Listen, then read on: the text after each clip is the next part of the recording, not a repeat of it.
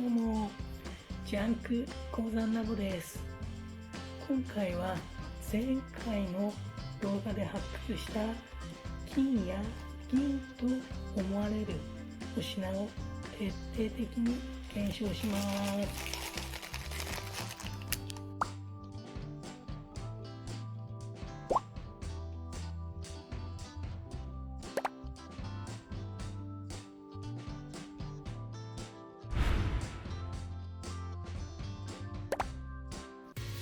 では一つ一つ刻印の位置を確認しながら仕分けをしていきます。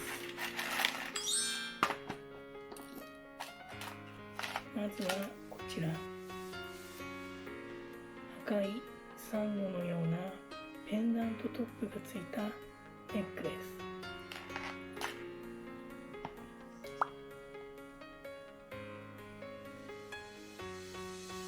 はい、こちらはチェーンの部分には刻印がありません。ですがペンダントトップにはこのようにちょっと見ます。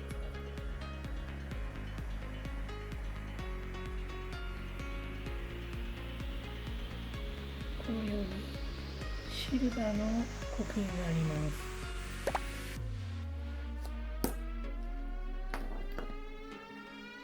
シルバーとシルバー9人棒、銀製、それからスターリングなどの刻印は一つにまとめて仕分けをしました。次、青い宝石のリング。こちらは、シルバー950の刻印があります。通常のシルバー925より銀の品位が高いので、こちらは別に仕分けをします。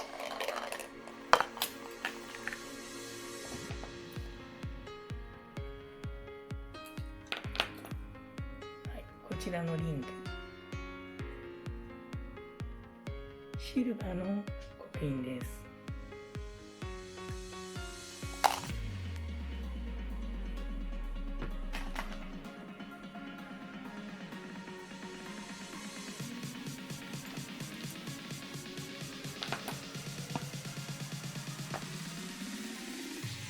はい、こちらの真珠のような、大きな丸い玉がついた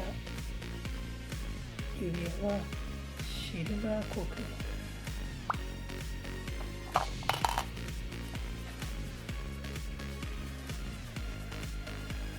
い、こちらも指輪です。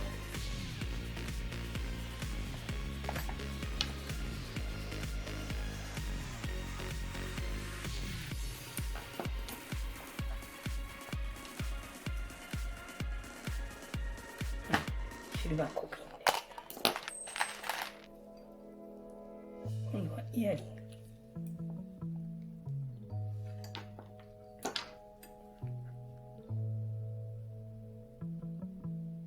こちらも金具のところに2箇所シルバーの刻印がありました。こ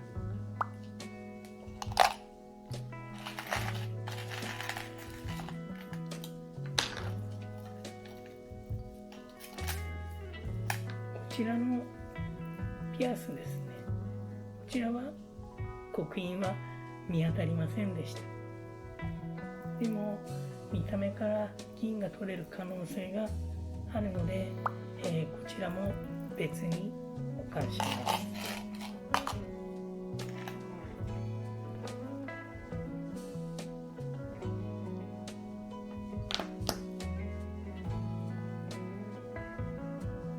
こちらもシルバーのリングです。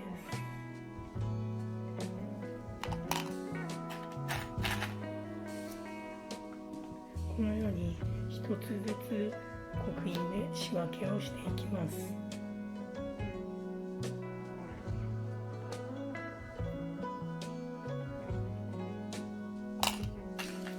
次、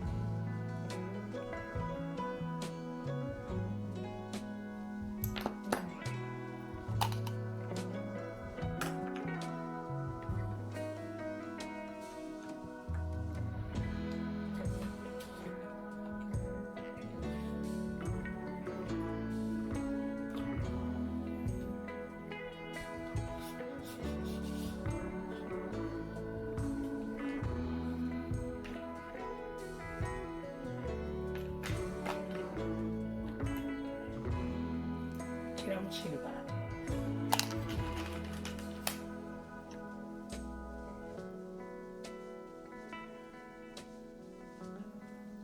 925。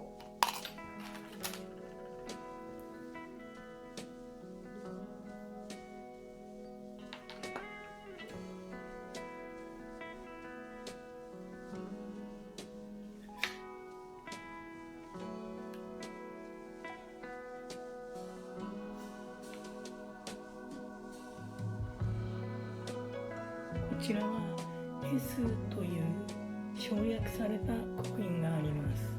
S の刻印が本当にシルバーで銀が取れるのかはわからないんですが、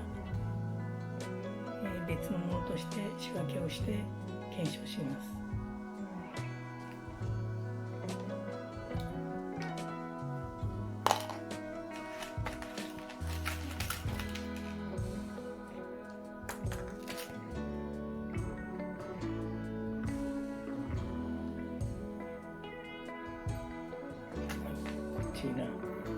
銀貨のようなものがついているので、これをこちらに入れていきます。刻印がないんですけれども、見た感じなのかなという印象です。あとはこちらですね、この琥珀のようなネックレス、こちらも金具は銀のようなものがついていました。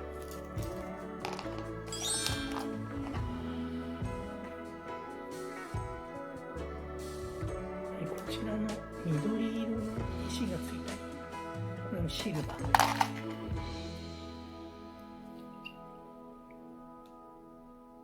はい、こちらもシルバーコー。はい、同じくシルバー刻印でこのように分けていきます。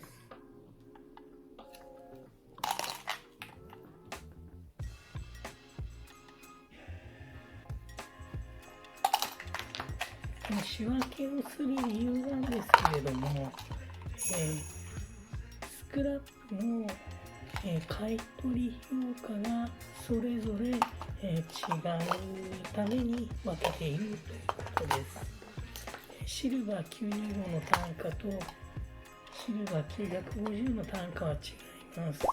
そして刻印のないものであっても、もし銀が取れるのであれば、このいずれかの評価に収まるものもありますので、これはこれで別に、仕分けをしておくというものです。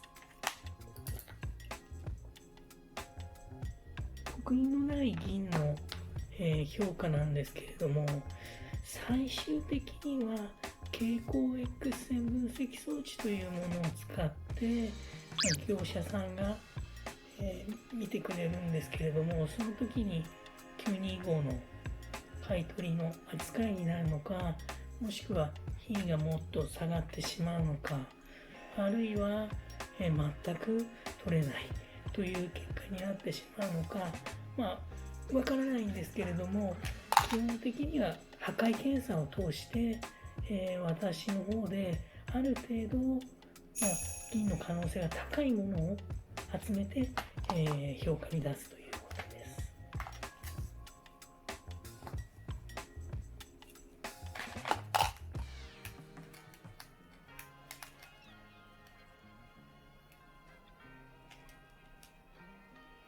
はい、絡まってしまいました。は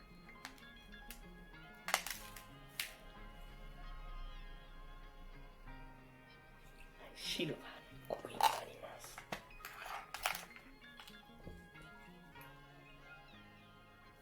こちら925とシルバーの刻印ですね。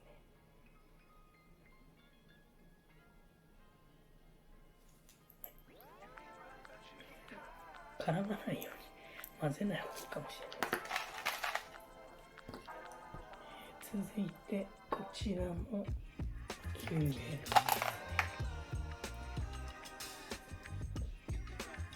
シルバー刻印です。基本的にはシルバーの刻印があれば品は925が取れるはずなんですけれども、それもお品物によって違うことが、あります。シルバーと、あとスターリング刻印ですね。スターリング刻印も925で、いけるものもあれば、また品能がちょっと変わってしまうものも、あります。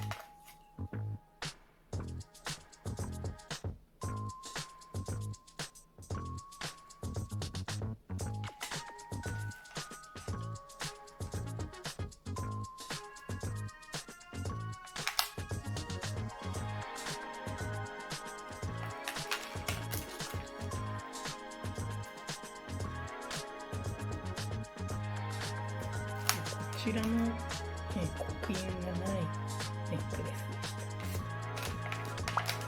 でし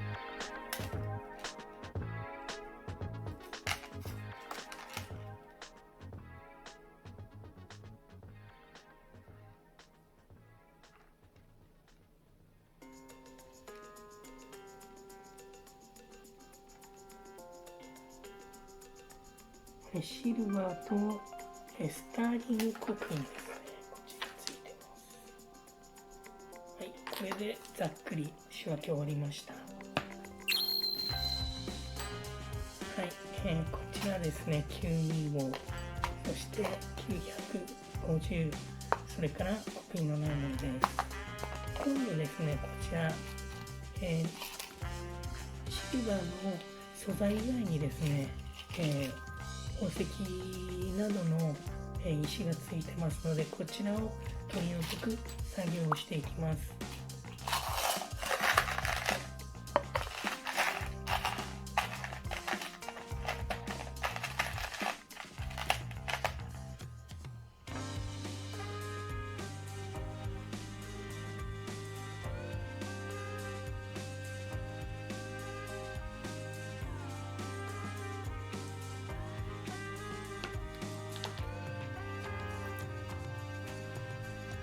では今度はこちら金石を使って、実際に金製品であるかどうかの確認を破壊検査を通して、確認していきます。では一つ一つやっていきます。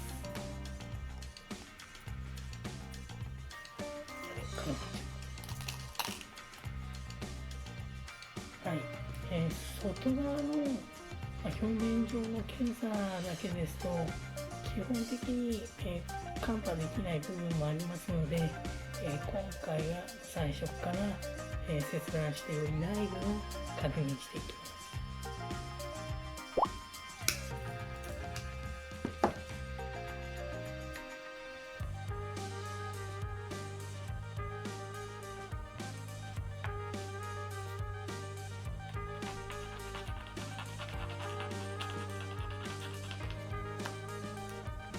はい、こんな感じで、削り跡が、残ります。ではテスターを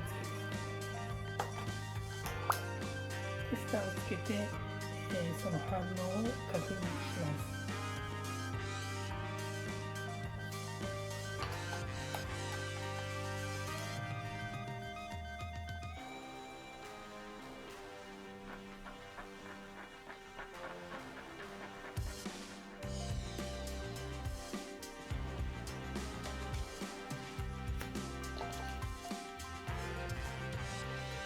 はい、このようにですね、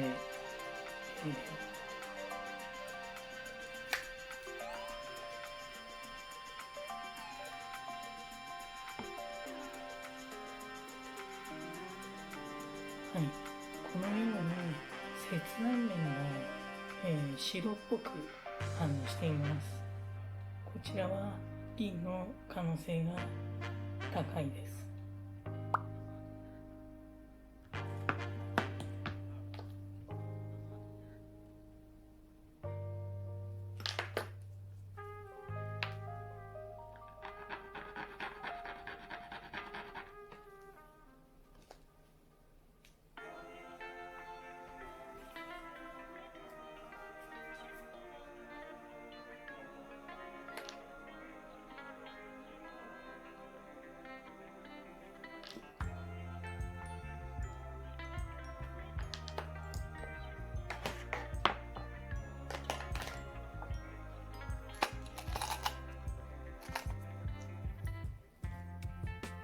こちらも切断して確認します。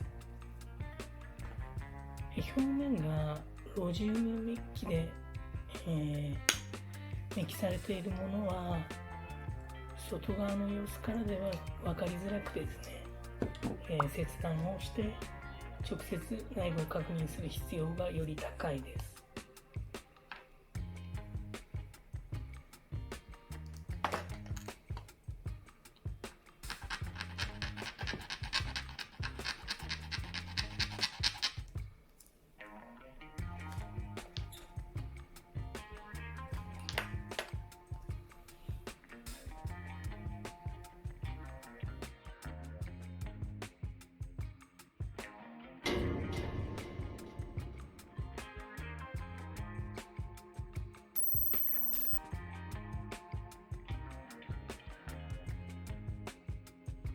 今回こちらシルバー刻印のリングだったんですけれども、金が取れない可能性があります。残念なケースですね。やはりロジウムメッキされて、925かな、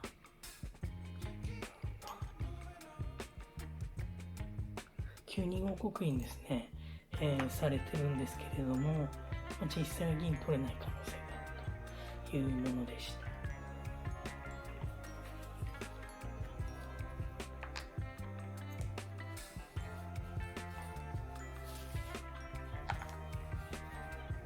残念なケースです。次に行きます。こちらの指輪ですね。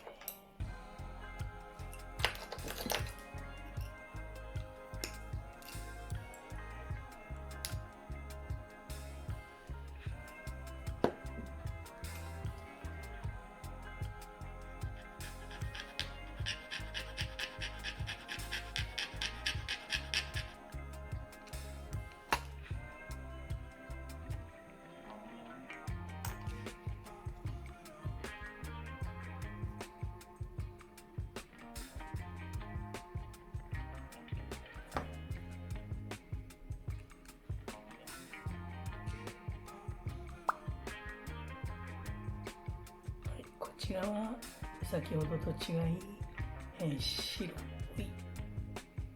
反応がありますので、銀の可能性があります。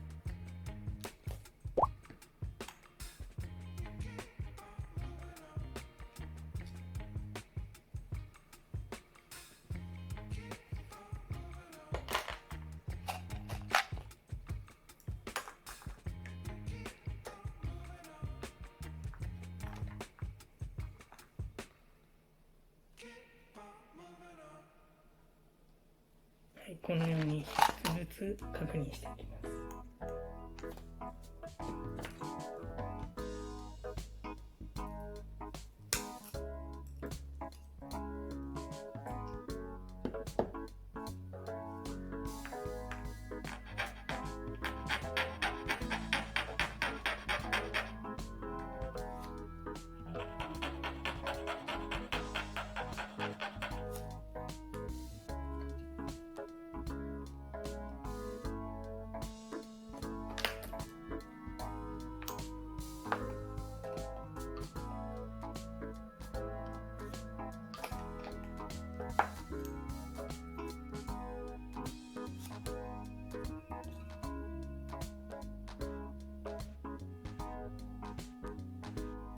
はい、なんとなく大丈夫そうです。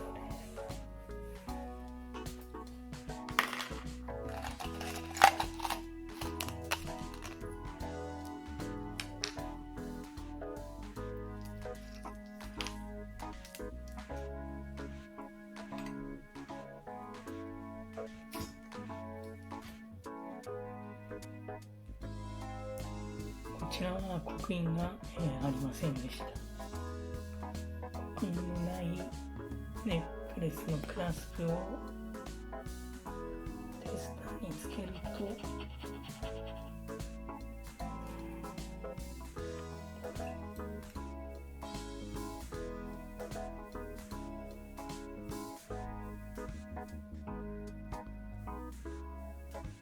はい、緑青反応が出てしまいました。こちらも、銀とかではないと思います。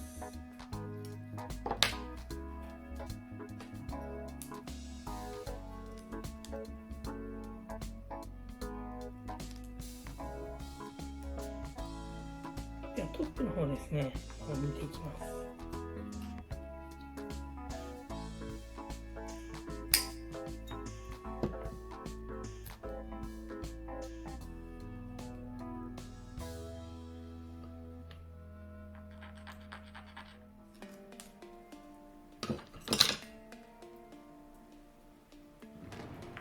トップの方は、大丈夫そうですね。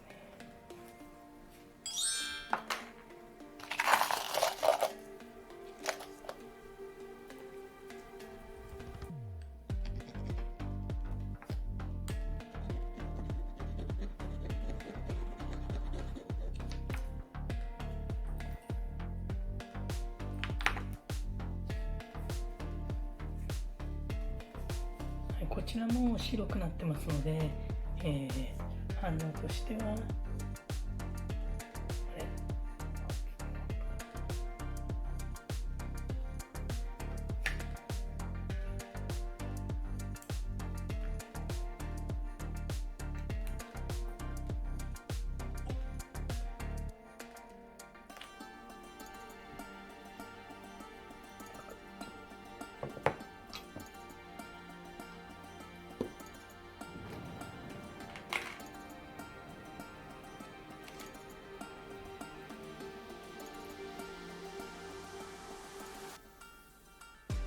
こちらのリングも確認していきます。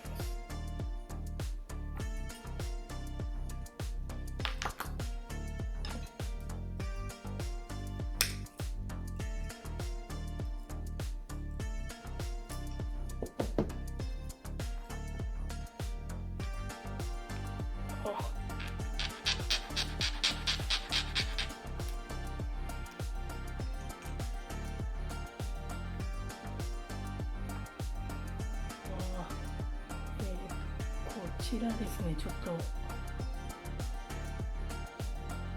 怪しい反応というか緑青反応が出てしまいました。これも銀じゃないかもしれません。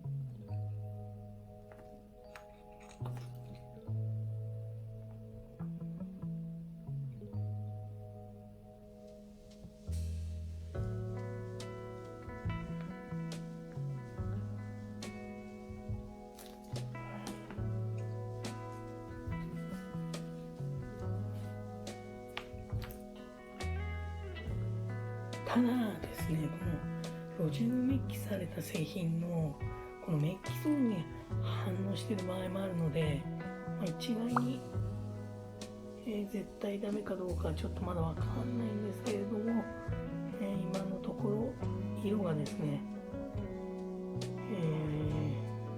変わってしまいました。ロジンのメッキ層が見えてますので、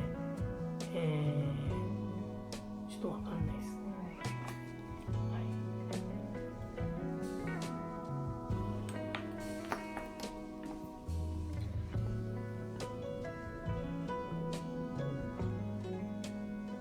こちらこのように青い宝石と、取り巻きの脇石がついたリングなんですけれども、現状ちょっとわからないです。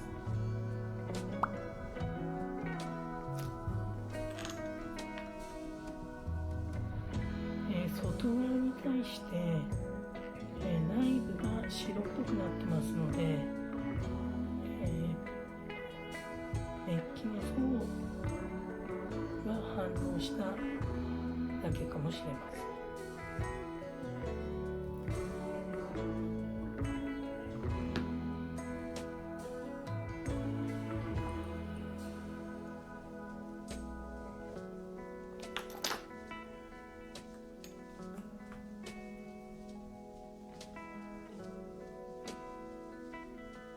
刻印はこのようにシルバーと925の刻印があります。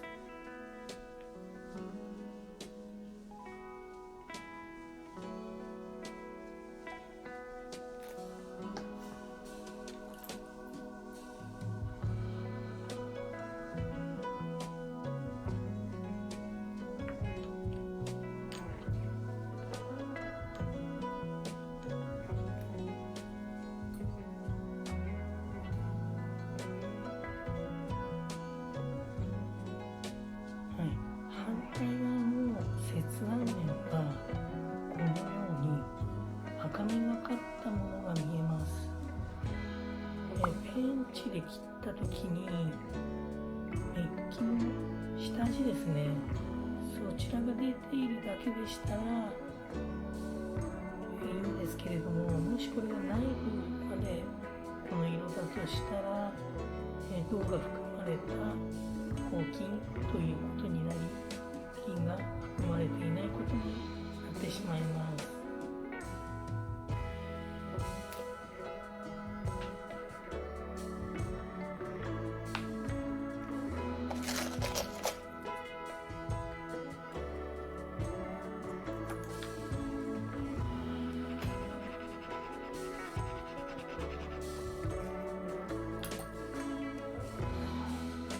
こちらは大丈夫ですね。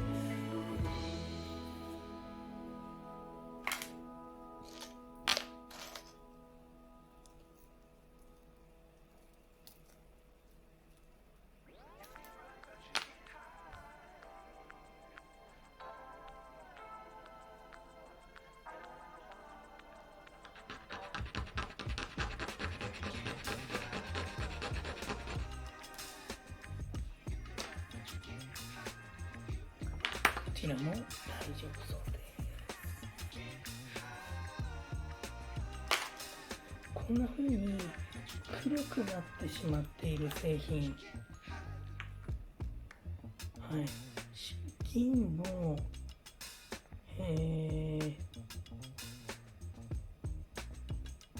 色ですね、黒くなっているものは比較的大丈夫なことが多いんですけれども、やはりですね、素材そのものが外側に出ていない標準メッキをかけた製品は非常に分かりづらいかもしれません。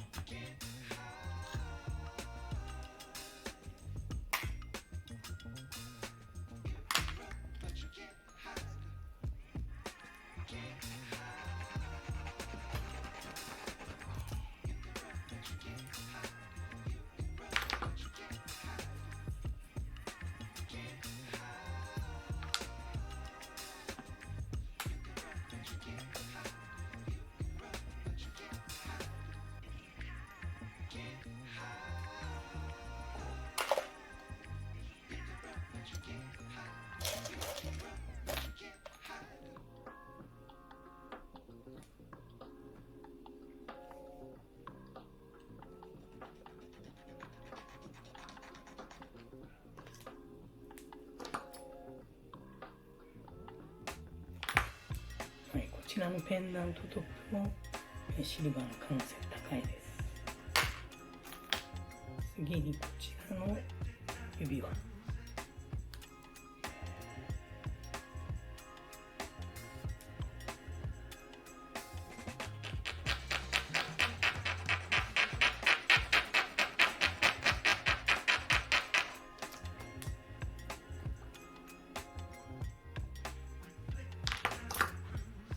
こちらも、わずかな反応がありますが、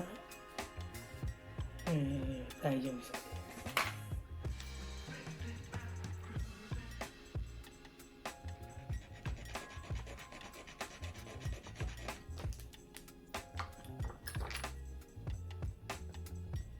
トミさんのペンダントもシルバーっぽいです。今のところ安定しております。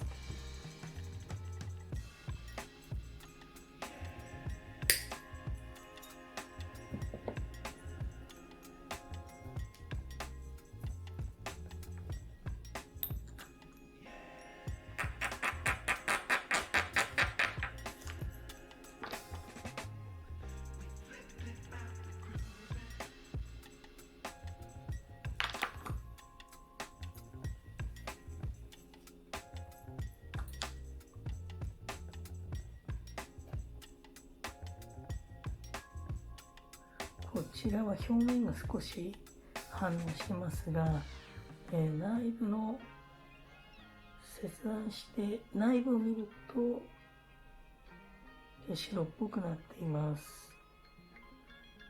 なので、大丈夫かなと思ってます。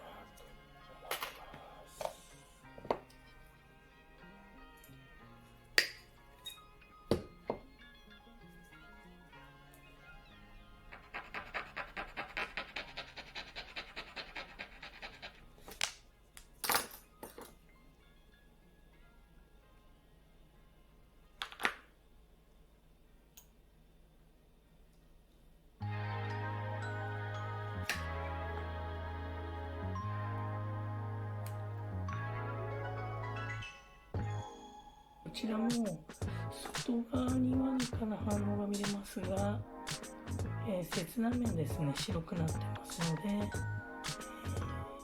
シルバーの可能性が高いです。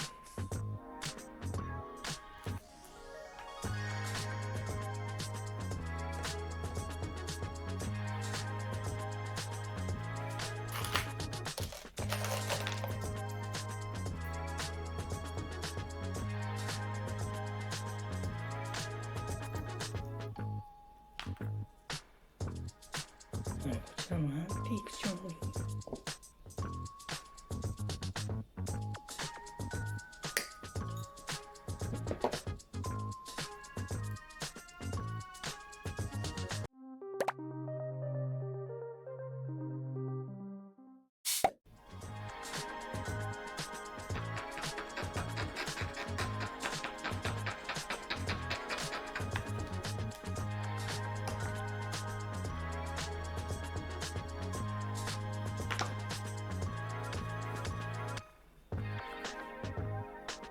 大丈夫です。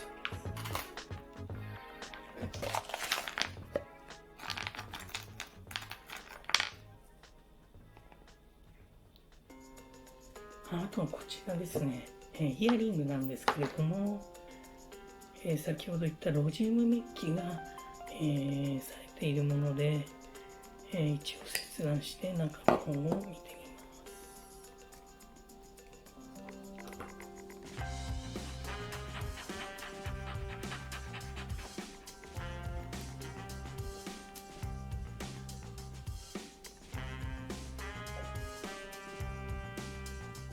こちらも大丈夫そうです。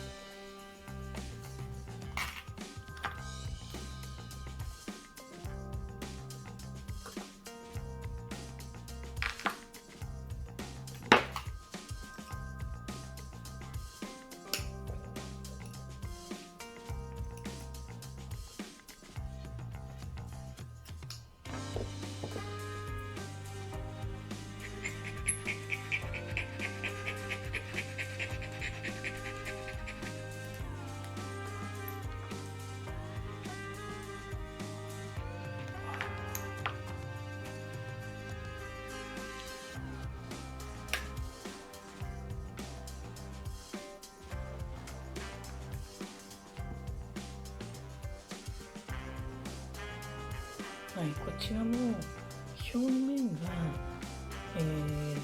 緑色反応出てますが、接眼面の内部ですね、白っぽくなっているので、多分シルバーの可能性が高いでしょう。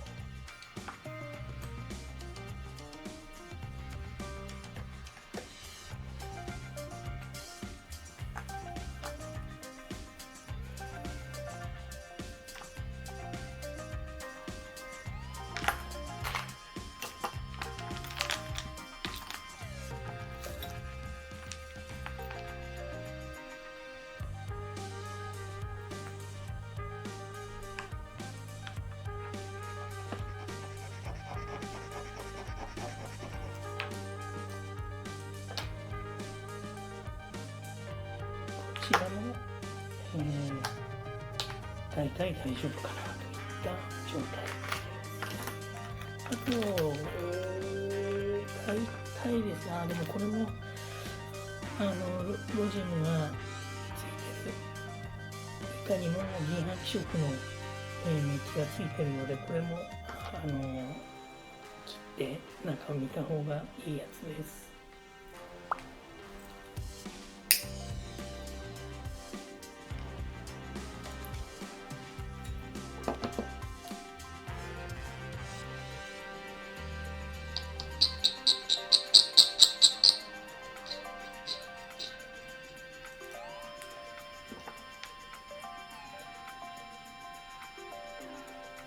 こちらも大丈夫そうです。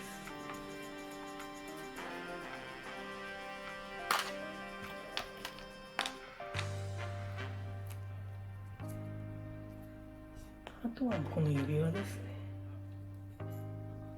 指輪も切って中を確認します。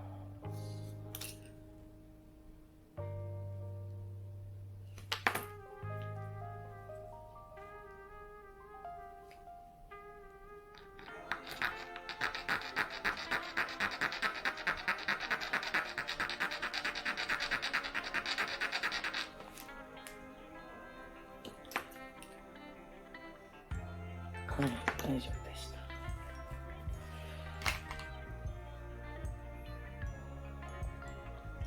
で、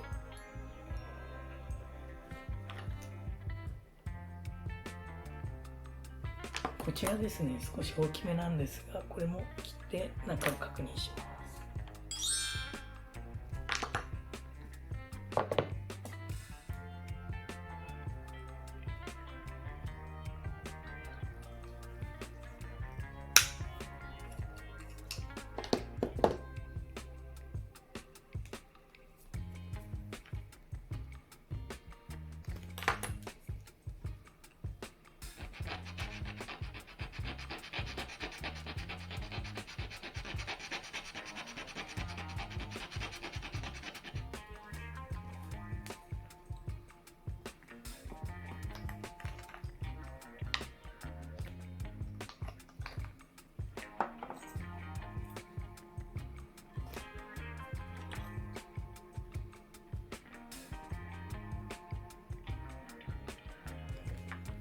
こちらも中は、変色していますが、銀の可能性が高いです。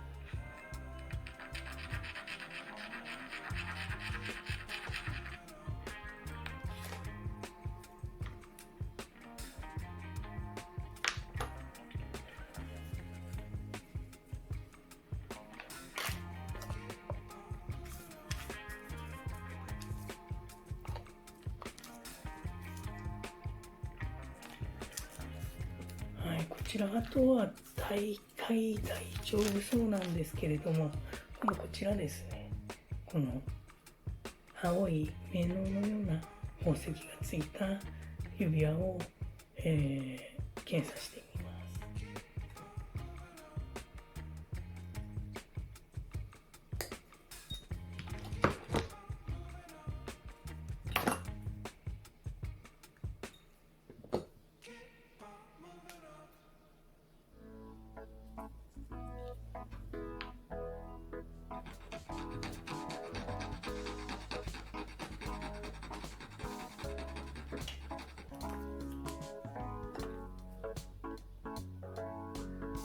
はい、シルバー950の刻印ですね。こちらも、特に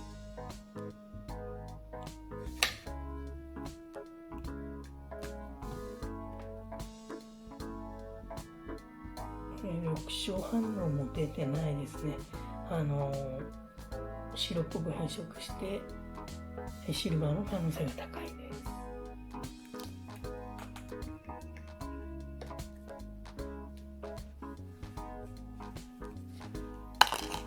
あとはこちらですね、刻印のないものを、確認してみます。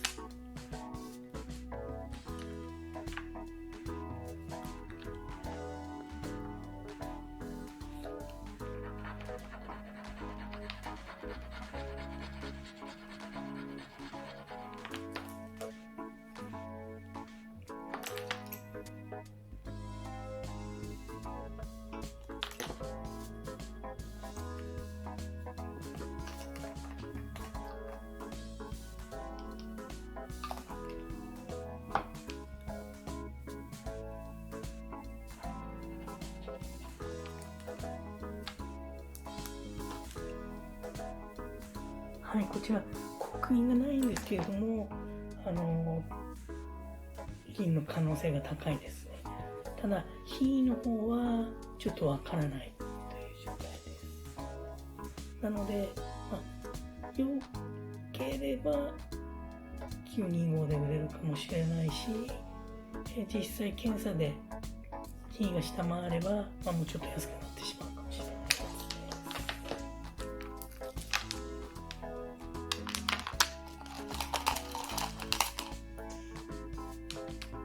あとはこちらのコインのようなもの、こちらも削っていきます。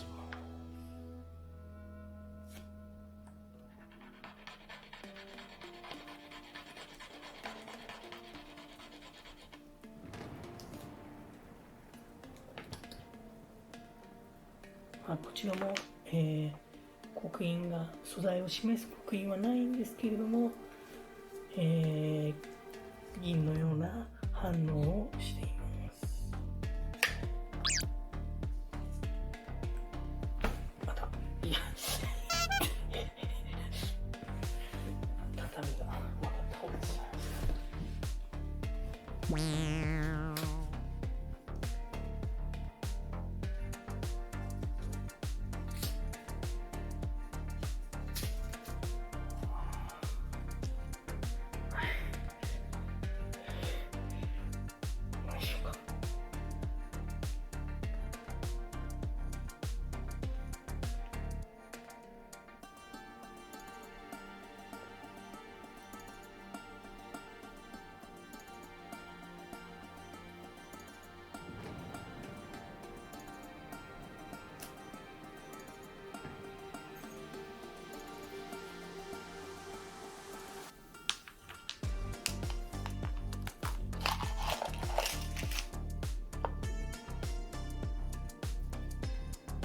あと省略した S 刻印ですね。こちらも見てみます。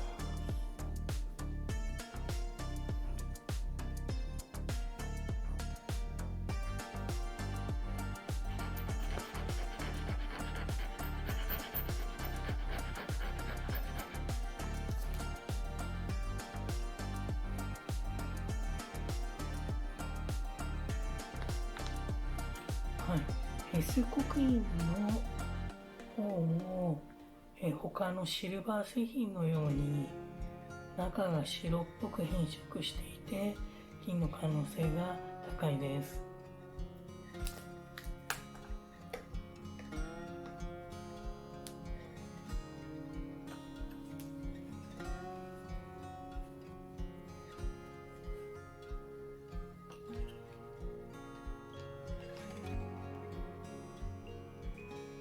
そうですね、素材を示す刻印はないんですけれども、この S だけで、銀の可能性があるという品です。こっちか。はい。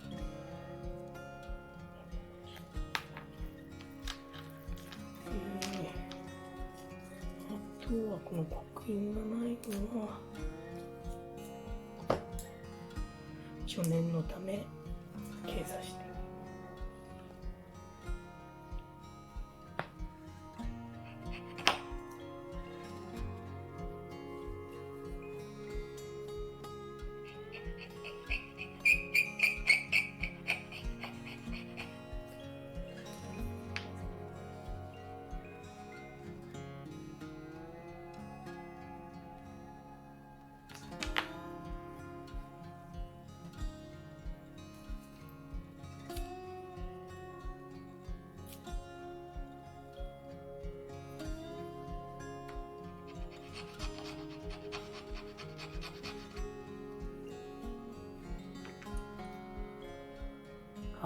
はい、こちら激しい緑青反応が出てしまいました。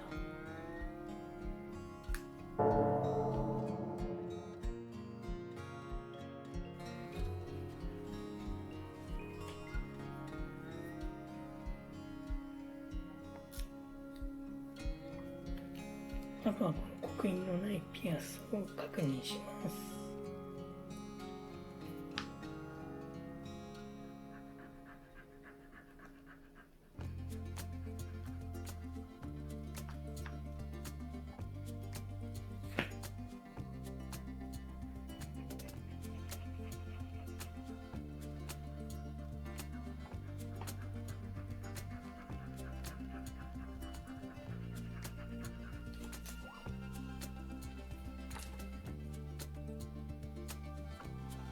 はい、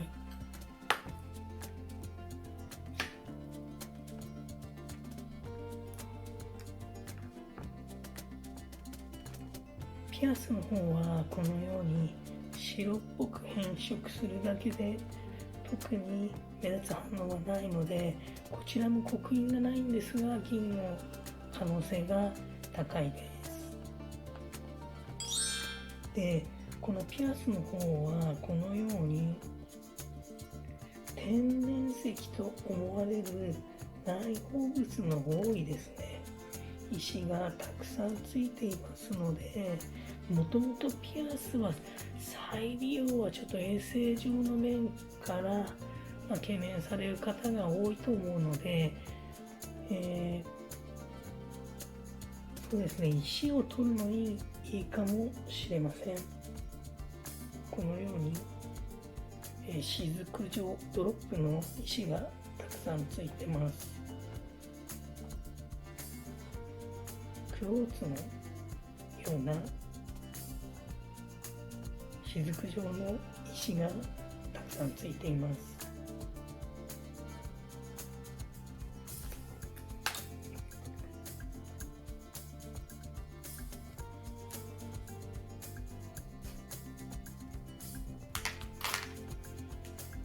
はい、ということで、若干ですね、怪しいというか、この辺はちょっとダメそうな感じだったんですけれども、でもほとんど大体ですね、大丈夫そう。1個忘れてましたね。この赤い宝石がついた刻印のない指輪、こちらを確認してみます。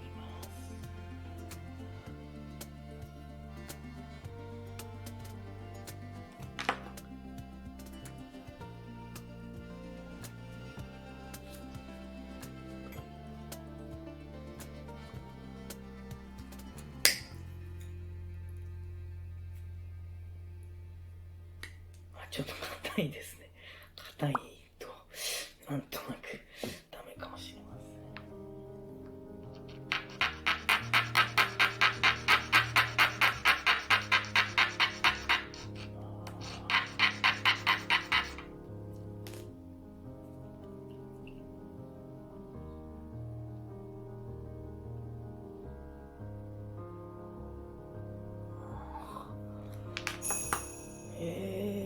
は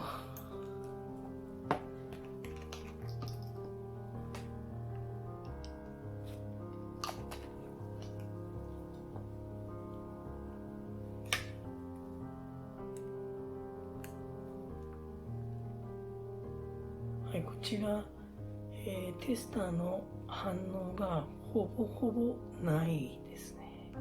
で、削り跡もですね、消えずにこのように残っています。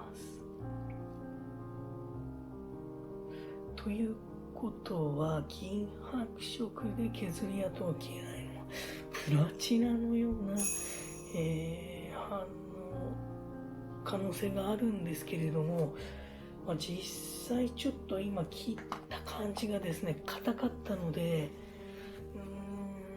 ちょっとわかんないやつですね。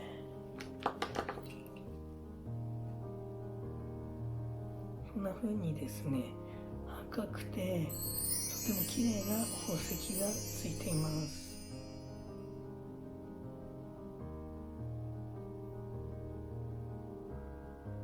はい。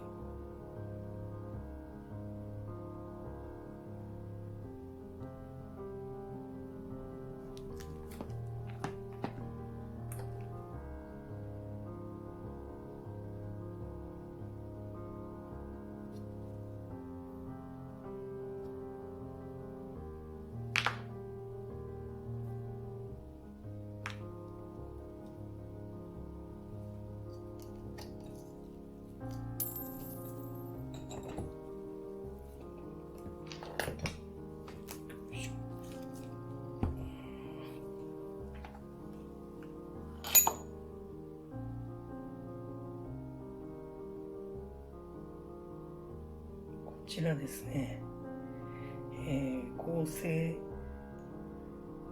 ルビーなのかなと思われる石がついています。で、この指輪の側面ですね、側面にあるタガネの模様は手作業で行った彫金と思われます。なので古い製品で、なおかつ、今見たところだと、プラチナ製品なのかなというところなんですけれども、ちょっと私の方ではわからないので、こちらは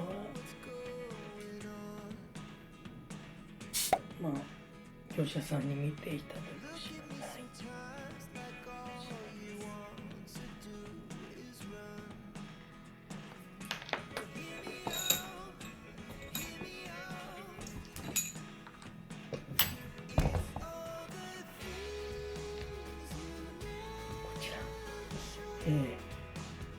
トラネタヌキのなんちゃらなんですけれども、一応重さを測ってみます。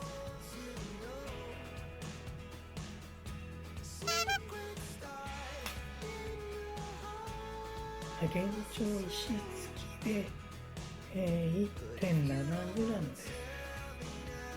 プラチナはだいたい7000円ぐらい、908円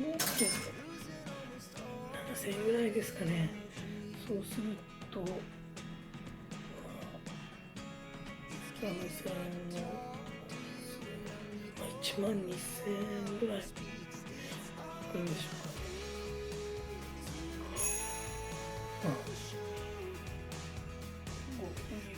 とまではいかないですけど、焼肉ぐらいはあるのかなとちょっと期待します。あとですね、こちらですね、金かもしれない指輪です。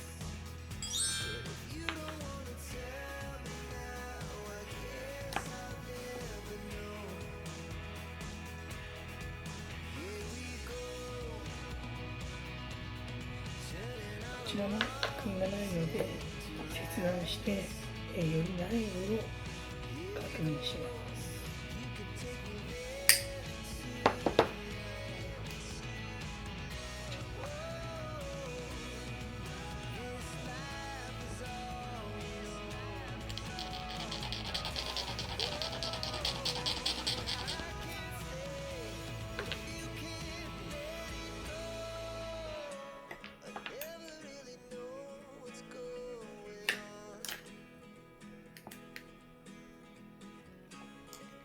試金石に削った後は、黄色みがかった金色でとても綺麗です。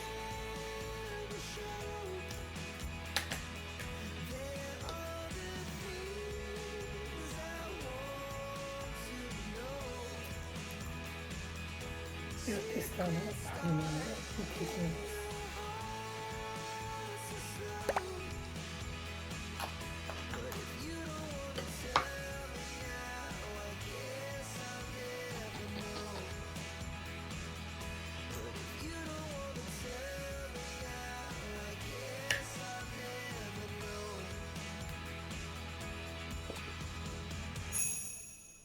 はい、このように削り跡は消えませんでした。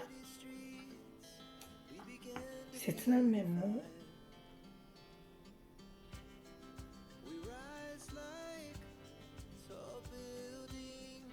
特に目立った反応はなく、とても綺麗な状態です。これは金の可能性が非常に高いです。で、こんな感じでですね、検査の方がおおむね完了いたしました。で、あとはですね、ここから今度スクラップの評価を出すにあたってついている石ですね、スクラップの評価で邪魔になってしまう石を外す作業を行います。いかがでしたか？今後もこんな感じの動画を上げていく予定です。もし良かったと思った方はぜひグッドボタンとチャンネル登録をお願いいたします。最後までご視聴ありがとうございました。バイバーイ。